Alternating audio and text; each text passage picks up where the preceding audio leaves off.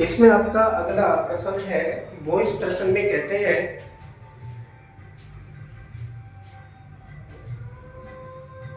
कि एक तार में 1 मिनट में 30 कूलम्ब आवेश प्रवाहित हो रहा है, तार में धारा का मान क्या ज्ञात कीजिए।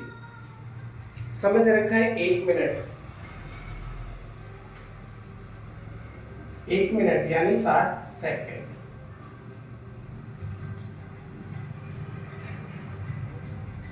और आवेश की मात्रा दे रखी है इन्होंने 30 कूलम्ब।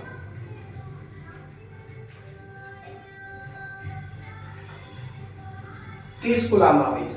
ओके, पूछते हैं हमसे धारा का मान ज्ञात कीजिए। तो लिखेंगे तार में धारा।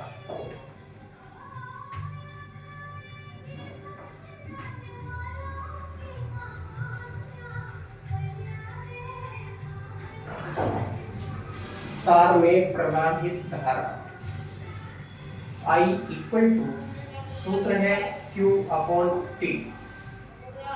I equal to Q upon T, इसका हम प्रयोग करेंगे, हो जाएगा Q की वैल्यू हमारे पास में है 30 बटे T की वैल्यू हमारे पास में है 60, डिवाइड करेंगे तो आ जाएगा 0.5। I equal to 0.5 ampere. तो तार में इस समय कितनी धारा है, 0.5 एम्पियर यानी आधे एम्पियर की वैल्यू तो धारा है। ये आपका आंसर आ जाता है। अगला प्रश्न है, वो इसमें कहते हैं कि हाइड्रोजन की विसर्जन नलिका में, हाइड्रोजन की विसर्जन नलिका में किसी अनुप्रस्थ काट से होकर प्रति सेकंड 1 × 10⁻18 प्रोटॉन एवं इसकी विपरीत दिशा में प्रति सेकंड 2.7 × 18 इलेक्ट्रॉन गुजरते हैं, इस विसर्जन नलिका में कितनी धारा है। तो देखो, सबसे पहले हमें यहाँ पर स्मॉल एन की वैल्यू पता होनी चाहिए कितनी है। वहां से इलेक्ट्रॉन भी गुजर रहे हैं, प्रोटॉन भी गुजर रहे हैं, लेकिन दोनों चीजें हैं एक में ही। यदि दोनों की कुल संख्या हम याद कर लेंगे तो वही एन की वैल्यू हो जाएगी। ठीक है, वही क्या हो जाएगी, एन की वैल्यू हो जाएगी।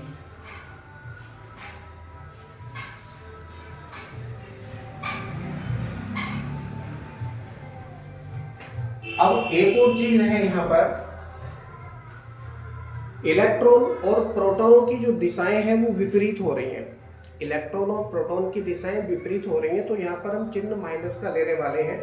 किसी भी तार के अनुप्रस्थ काट से प्रति सेकंड इतने इलेक्ट्रॉन तथा उसकी विपरीत दिशा में इतने प्रोटॉन गुजर रहे हैं, तो अपोजिट चल रहे हैं दोनों एक दूसरे के, तो चिन्ह यहाँ पर माइनस का हो जाएगा, ऐड नहीं होंगे।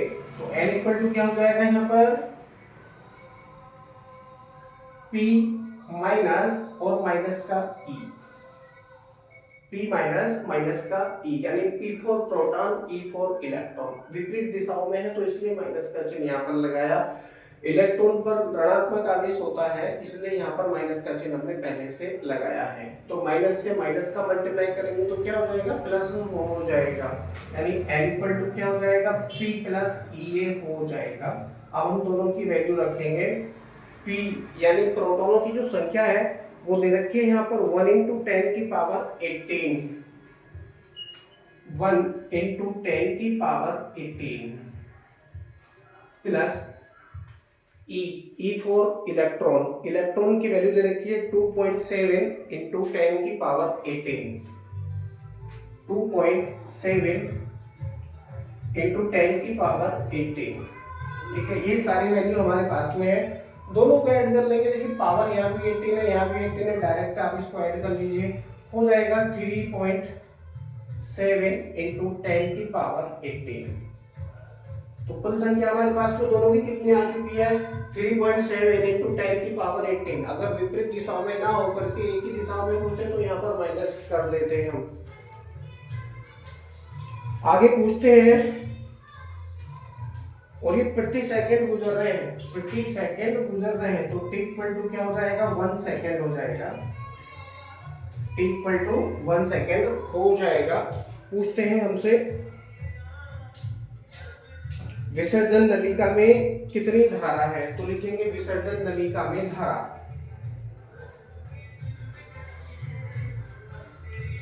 विसर्जन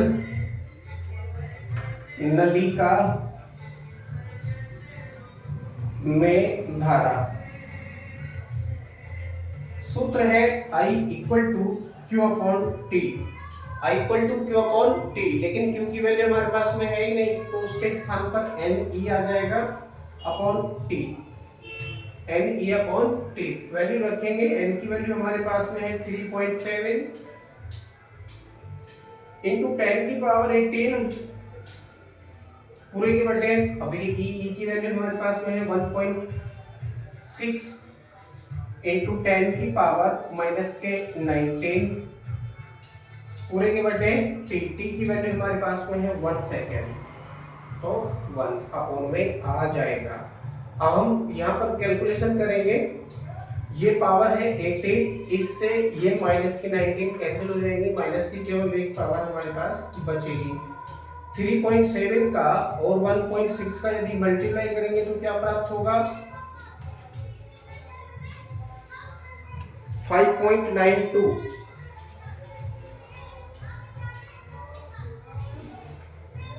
5.92 और 1 से डिवाइड करेंगे तो यही वैल्यू हमको प्राप्त हो जाएगी इंटू 10 की पावर माइनस के 1। 10 की पावर माइनस के 1 ये बच रहा है। या करके आप एक और लाइन लिखिए, I इक्वल टू हो जाएगा। देखिए पावर यहाँ से हम खत्म करेंगे तो 0.592 हो जाएगा, 0.592 एम्पियर।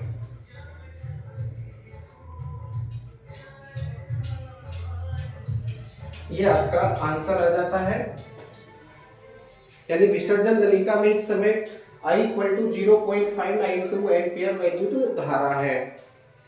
अब आगे वो इसी में कहते हैं कि यदि नलिका के सिरों पर लगाया गया विभवांतर 220 वोल्ट है, नलिका के सिरों पर लगाया गया विभवांतर 220 वोल्ट है, तो V की वैल्यू दे रखी है 220 वोल्ट। पूछते हैं हमसे नलिका का प्रभावी प्रतिरोध ज्ञात कीजिए, तो लिखेंगे नलिका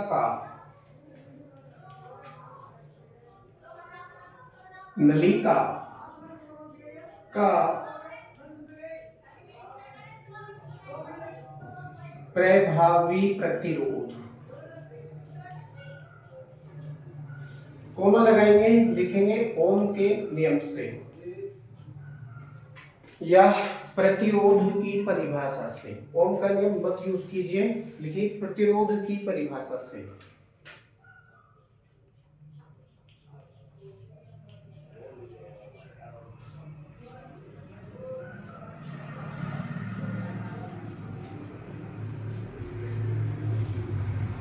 प्रतिरोध की परिभाषा से हो जाएगा R equal to V upon I। प्रतिरोध की परिभाषा से हो जाएगा R equal to V upon I। V की वैल्यू हमारे पास में है 220 पूरी के बटे, और इसकी वैल्यू हमारे पास में है I की वैल्यू 0.592। अब देखिए डिवाइड करेंगे तो हमको क्या प्राप्त होने वाला है, जरा देखते हैं। पॉइंट हटाओ तो ऊपर बढ़ जाएंगे कितने जीरो, 1 2 3 0, यानी ऊपर 1000 ये हो जाएगा।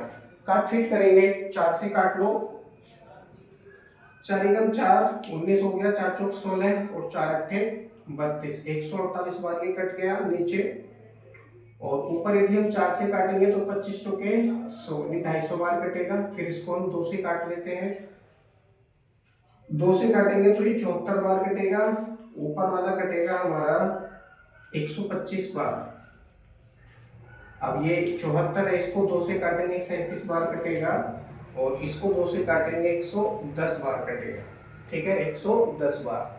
अब 110 का और 125 का गुणा करेंगे, क्या प्राप्त होगा जरा देखते हैं।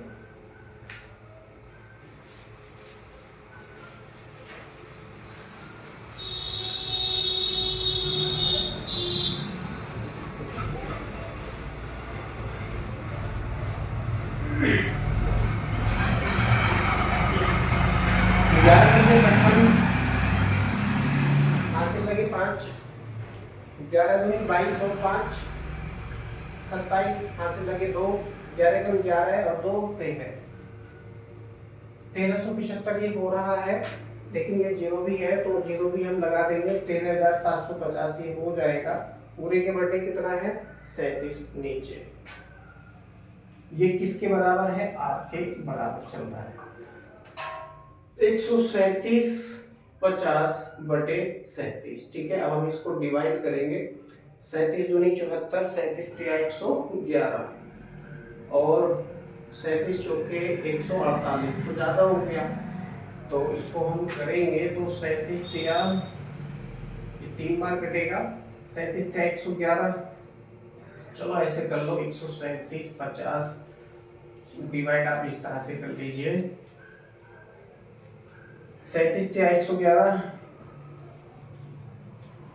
घटा लेंगे तो 6 और 3 में से 2 बचेंगे, 26 हो गया, अगला के 5 तो 5 ले लो, 37 पंजे 185, 3 6 18, 3 7 21, 3 8 24, यानी 148 दूनी 296 होते हैं, तो ज्यादा हो जाएगा, 7 बार ये जाएगा, तो 7 7 49 का 9 वहां से लगे 4, 7 या 21 और 4 25, 259 हो जाएगा।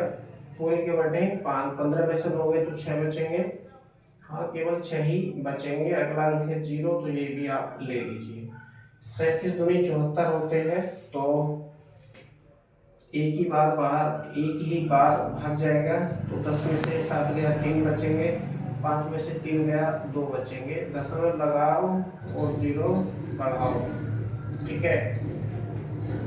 230 हो गया, अब 37 अट्ठे 296, 37 अट्ठे 296, सॉरी ज्यादा हो जाएगा, 37 अट्ठे 296 ज्यादा हो जाएगा, तो क्या बार भाग जाएगा इसमें, 265 259, 7 बार किया, 37 से 111 मतलब 6 बार भाग जाएगा, 111 दूनी 222, घटाएंगे तो 8 बचेगा यहाँ पर, मतलब इतना ही आ जाएगा, 371.6 समथिंग ये आता चला जाएगा डॉट डॉट। क्यों, क्योंकि विषम संख्या से इसको हम डिवाइड कर रहे हैं, कितना आ रहा है 371.6 डॉट डॉट, इस तरह से आगे बहुत सारी संख्याएं हमको प्राप्त होंगी, ठीक है। या करके आप लिख सकते हैं R इक्वल टू 372 ओम, 372 ओम, यानी विसर्जन नलिका का प्रभावी प्रतिरोध कितना हो जाता है, 372 ओम हो जाता है। यहाँ आने के पश्चात यह प्रश्न भी आपका पूरी तरह से कंप्लीट हो जाता है।